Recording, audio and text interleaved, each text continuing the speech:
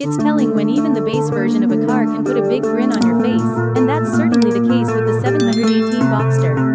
The soft-top Boxster shares powertrains and just about everything else but its roof with the hard-top Cayman coupe, and while you can get both with nearly 500 horsepower, even the 300 horsepower base models are soul-satisfying, as they benefit from the same fantastic transmissions and wonderfully tuned chassis as the more expensive, more powerful versions. Although not the performance bargain that the mid-engine Corvette is, the Boxster has a more premium feel and manages to do more with less power, with poise and a lightness that the Chevy can't quite match.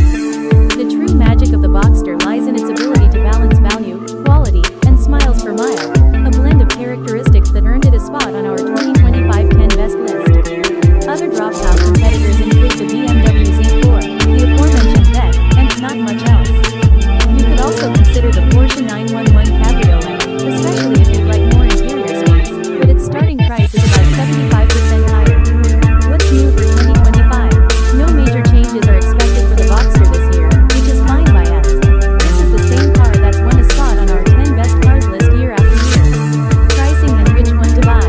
The price of the 2025 Porsche 718 Boxster starts at $76,895 and goes up to $166,195 depending on the trim and options. For those shopping without limits, the GTS 4.0 and Spider RS models, with their powerful and euphonious flat sixes, are the Boxsters to choose. We get that not everyone can afford to drop $100,000 on a two-seat convertible, unfortunately. So, for those on a less extravagant budget, the S model is where it's at. The available PDK automatic transmission is excellent, but this car calls for a manual gearbox. We'd recommend keeping the options to a minimum, selecting only the lowered suspension with adaptive dampers, a limited slip rear differential, and ventilated seats. Interior, comfort, and cargo. The Boxster's interior has more hard plastic than we'd expect to find in a car that costs this much, but buyers can cover almost every surface. The console lid, door panel trim, and instrument cluster top, in leather for a relatively reasonable price. The Boxster's new flimsy dash-mounted pop-out cup holders have limited utility and reveal a cultural disdain for driving with beverages. Germans don't drink their Nachmittagscafé while driving, after all.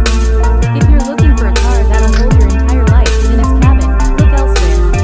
This two-seater is seriously lacking in cubby space. And while neither the Boxster nor the Cayman does large amounts of in-cabin storage space, each at least provides modestly sized front and rear cargo compartments. One carry-on suitcase fits in the back, and two fit in the front. Infotainment and connectivity. We might complain about a mere 2 USB ports, but given this car seats only 2, how many more ports do you need? There's also a standard CD player for those drivers who still listen to physical media. Buyers can opt for navigation in a Wi-Fi hotspot.